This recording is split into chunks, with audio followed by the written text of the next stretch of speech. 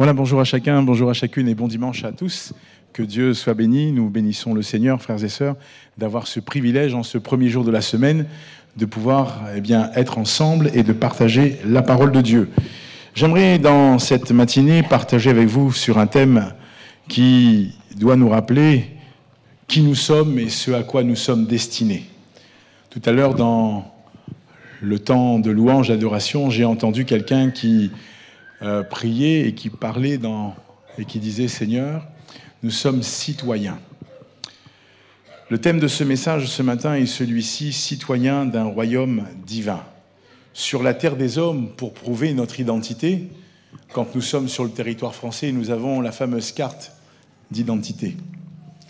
Quand j'étais sur la métropole, tous les jours, j'avais toujours la carte d'identité parce qu'il y a des contrôles, comme ça, sur la région parisienne. Quand vous êtes à l'étranger et que vous devez prouver votre identité, vous avez votre passeport. Si vous n'avez pas les titres, entre guillemets, on vous demande un acte d'extrait de naissance.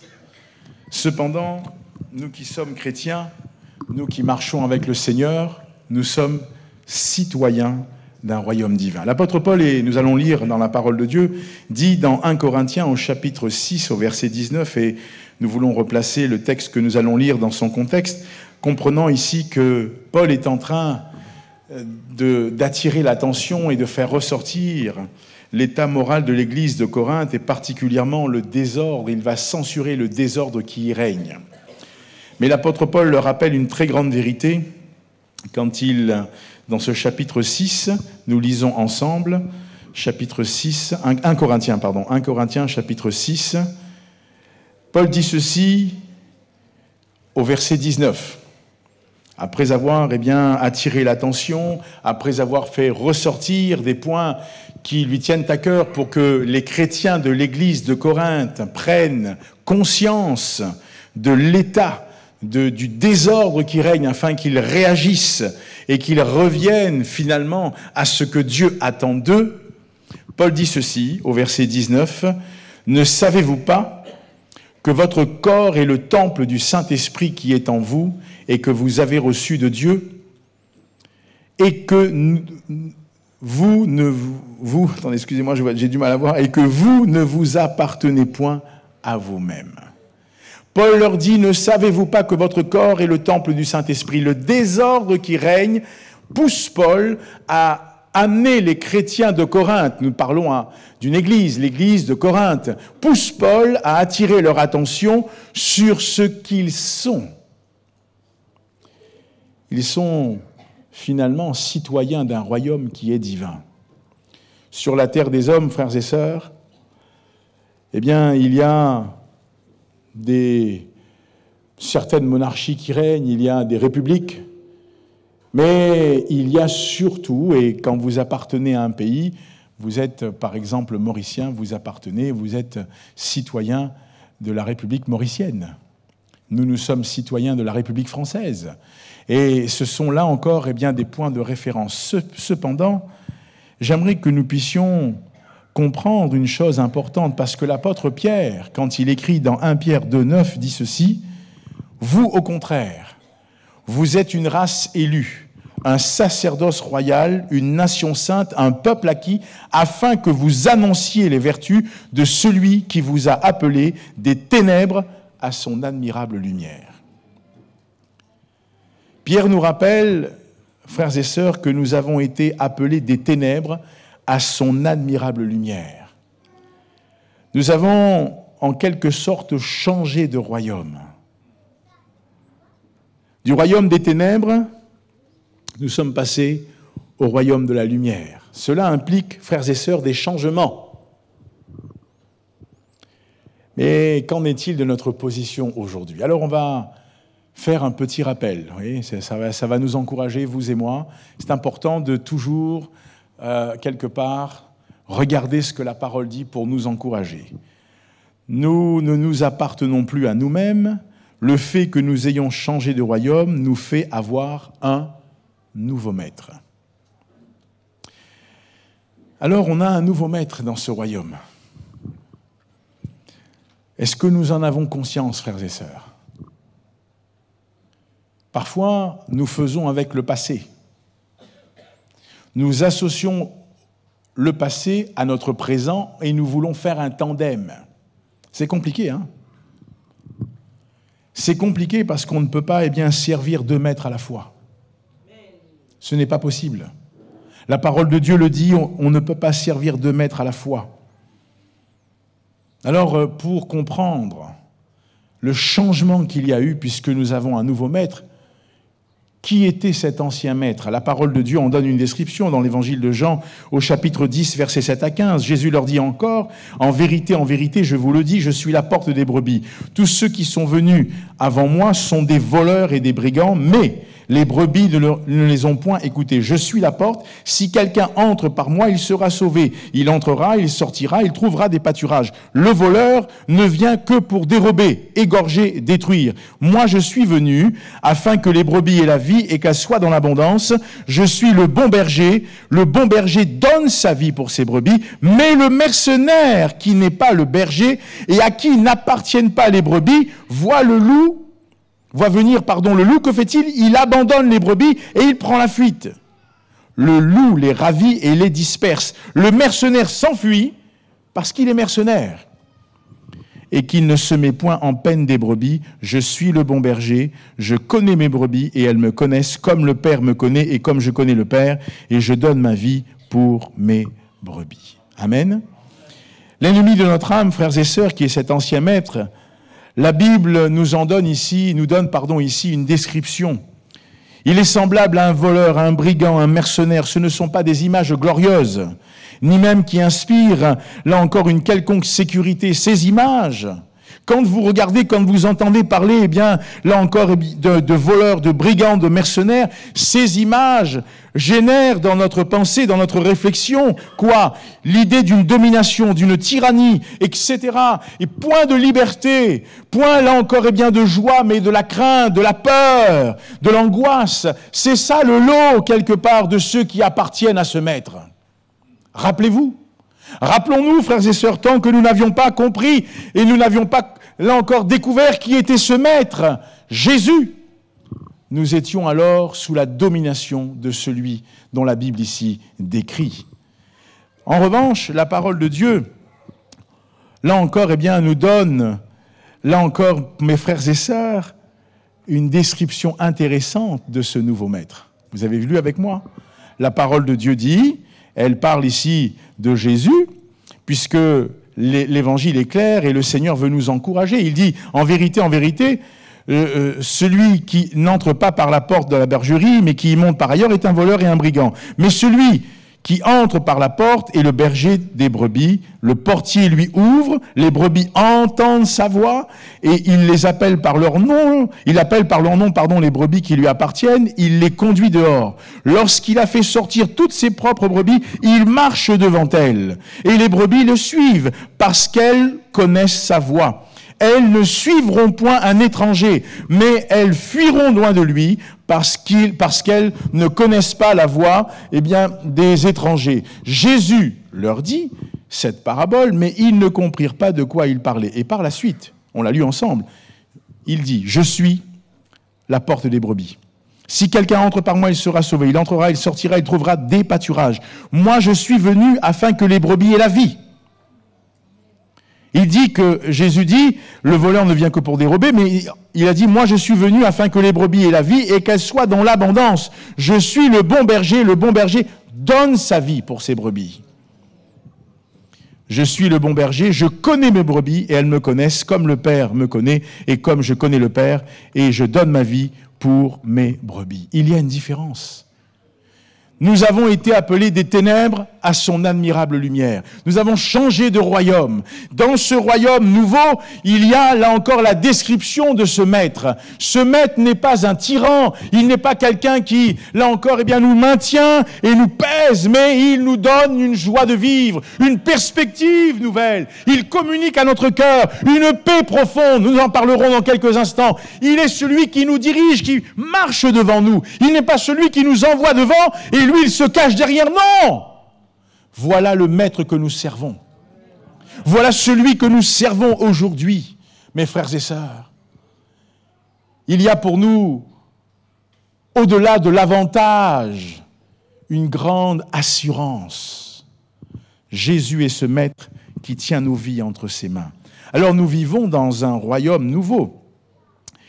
Puisque ce royaume, nous parlons du royaume de Dieu.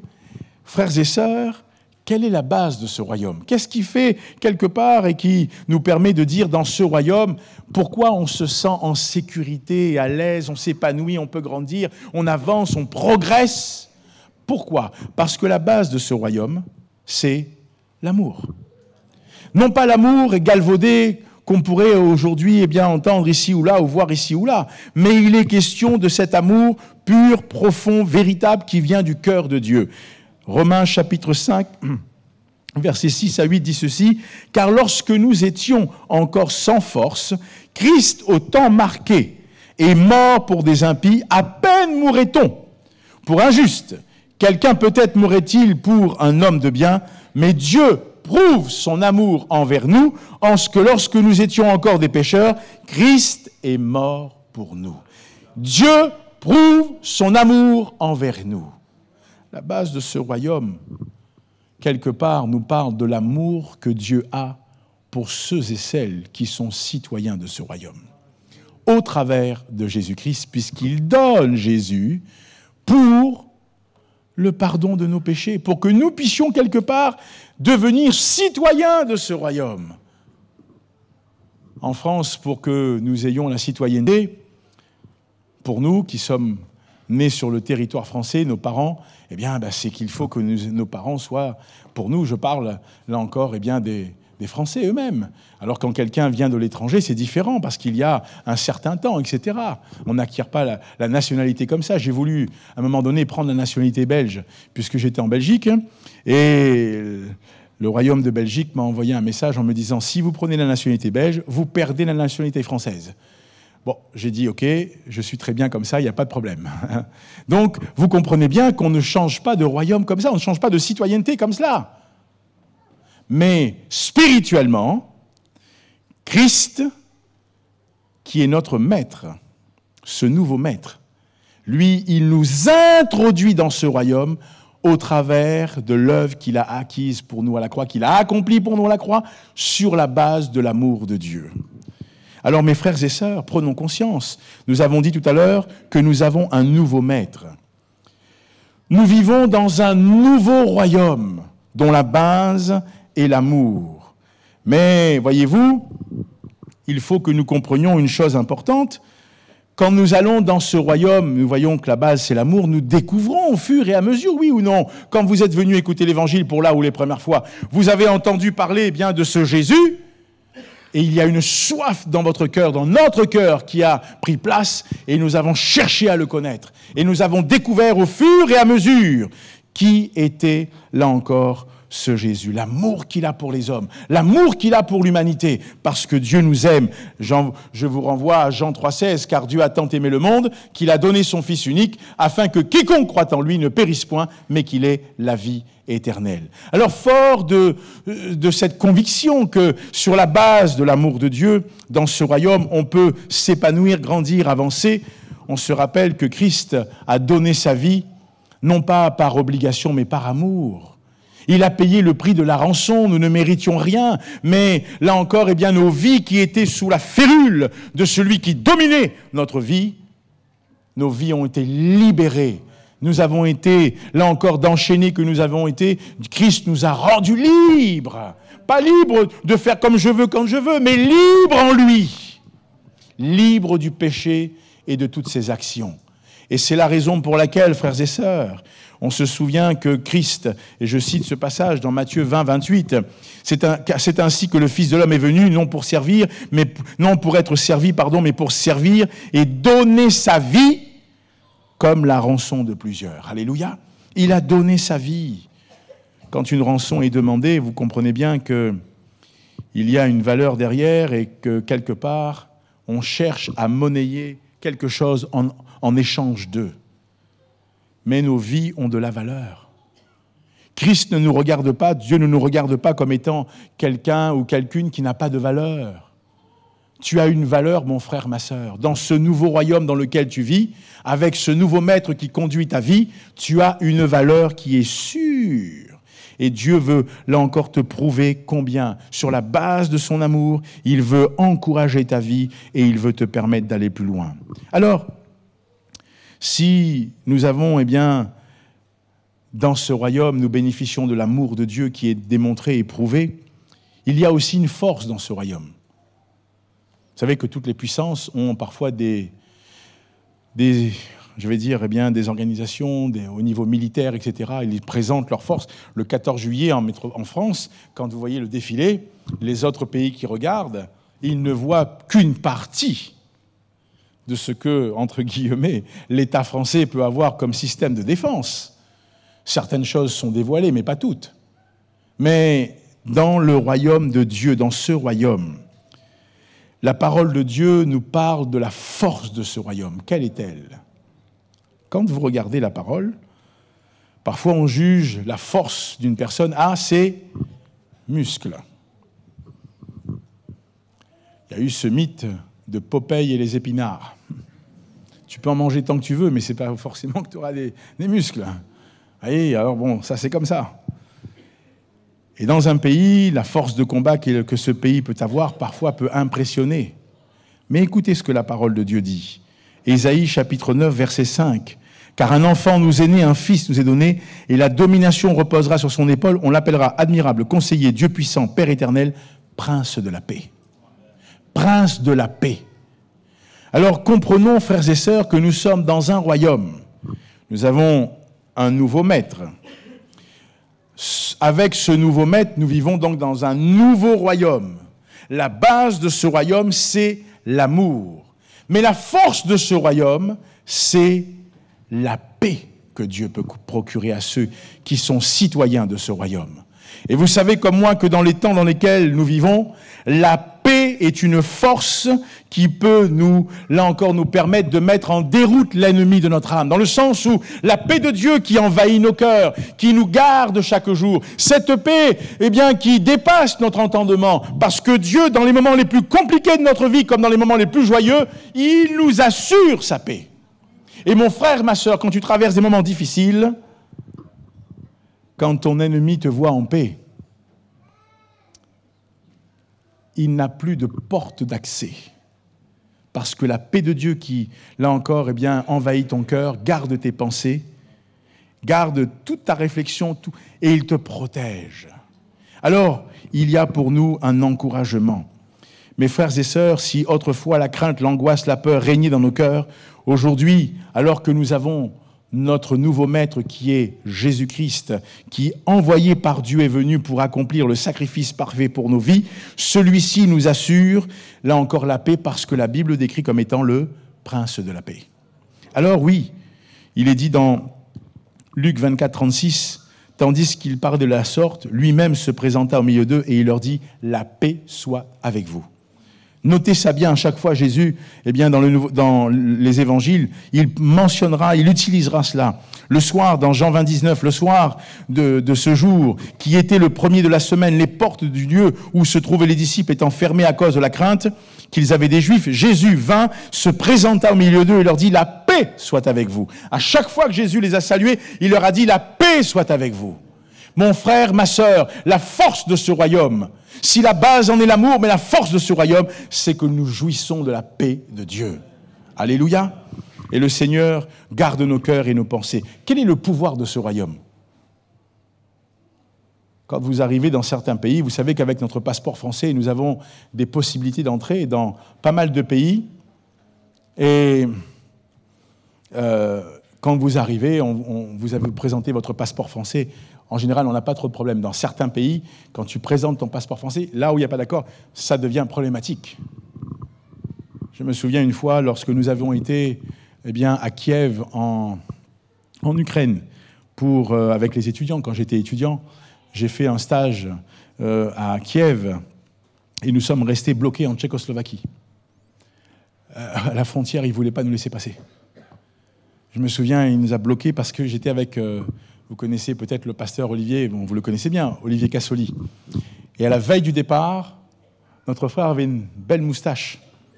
sur sa photo du passeport, il y avait la moustache. Et on nous a bloqués à la frontière, malgré le passeport français, parce qu'il avait rasé la moustache. Ah, j'ai dit à Olivier, je dis quand même. Et on est resté bloqués. J'ai dit, mais attendez, on est français, on l'a montré et tout, on a parlé et tout. Non, pars pas. Pourtant, il voyait bien parce que son visage n'avait pas changé. Mais il y a des moments, c'est problématique. Tu es là et on est ensemble, on est là. Pourtant, on était tous les deux ensemble. On s'est dit, j'ai dit, Olivier, on va prier que Dieu nous aide, puis il faut qu'on parte d'ici, quoi. Il faut qu'on quitte ce pays. Donc, finalement, Dieu a permis qu'on passe, après de longues heures de négociation. Mais c'est compliqué. Vous allez au Ghana, vous arrivez avec votre passeport français. C'est la première fois de ma vie qu'au Ghana, je suis entré très rapidement. Et même quand ils m'ont demandé ce que je faisais, j'ai dit c'était pasteur. Ils ont crié ah, pasteur, Assemblies of God et tout. La dame, elle m'a ouvert la porte. Venez. Vous comprenez, il y a des moments où c'est un peu plus problématique, il y a des moments où c'est plus facile.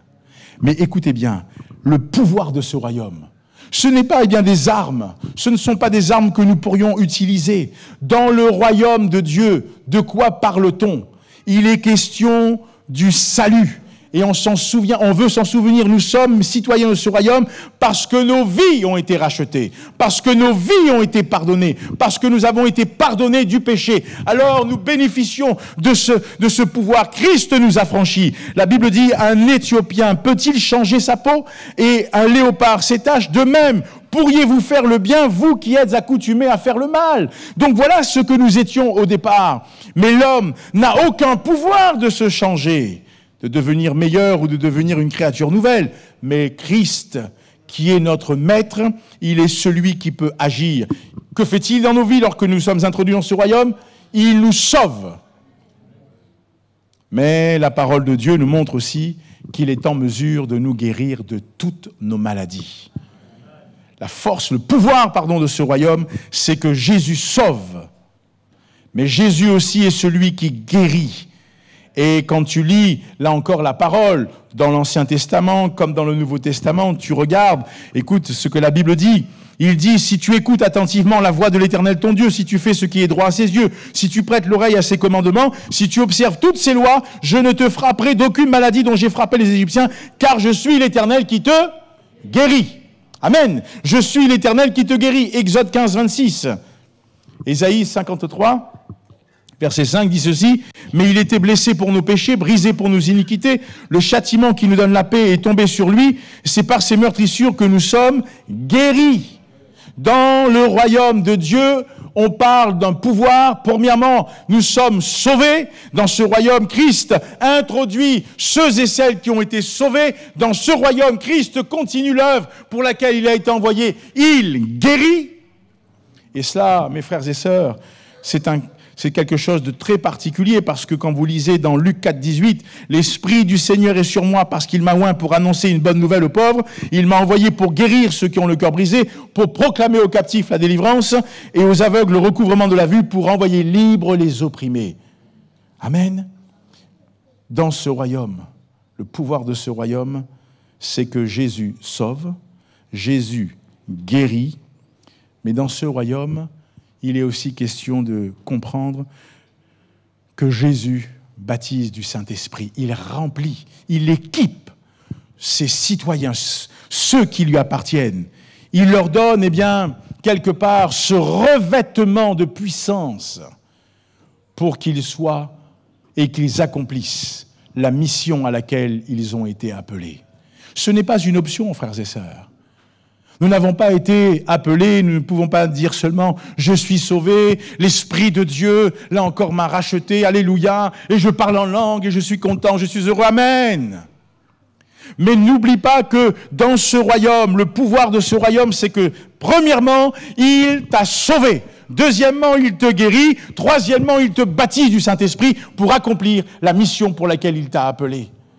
Et souvent, nous oublions, là encore, c'est cette grâce que Dieu nous fait. Souvent, nous oublions cette bénédiction, cette autorité que Dieu nous donne sur la terre des hommes pour être, là encore, de ceux et celles qui accomplissent la mission de Dieu. Mes frères et sœurs, Christ lui-même, alors qu'il se prépare à remonter à la droite de Dieu son Père, il dira, ceci, je ne vous laisserai pas orphelins. Nous sommes bien sûr toujours dans l'évangile de Jean, au chapitre 14. Je vous rappelle que là, dans le chapitre 14, Jésus n'est plus dans un ministère public, mais il est seul avec ses disciples. Alors il leur parle avec un cœur ouvert, et il leur parle et il leur dit, en l'occurrence, par rapport à ce qui va se passer, « Je ne vous laisserai pas orphelins, je viendrai à vous. » Comment Jésus vient vers nous? Il donne le Saint-Esprit, qui lui, dans nos cœurs, dans nos vies, alors qu'il demeure en nous, nous équipe, nous revêt de puissance pour accomplir la mission. C'est pourquoi Jésus dit, « Je ne vous laisserai pas orphelins. » Mais il dira aussi dans l'évangile de Jean, au chapitre 16, versets 7 à 11, « Cependant, je vous le dis en vérité, il vous est avantageux que je m'en aille, car si je ne m'en vais pas, le Consolateur ne viendra pas vers vous. Mais si je m'en vais, je vous l'enverrai, et quand il sera venu, il convaincra le monde en ce qui concerne le péché, la justice et le jugement, en ce qui concerne le péché parce qu'il ne croit point, la justice parce que je vais au Père, et que vous ne me verrez plus, le jugement parce que le prince de paix de ce monde est jugé. » Mes frères et sœurs, il est important que nous comprenions cela. Dans ce royaume, parmi le pouvoir que Jésus a, il peut sauver, il peut guérir et il baptise du Saint-Esprit. Il nous revêt de puissance pour que nous accomplissions la volonté de Dieu et la mission de Dieu. Quelle est la promesse de ce royaume? Quand arrivent parfois des campagnes, vous savez, au niveau dans nos pays,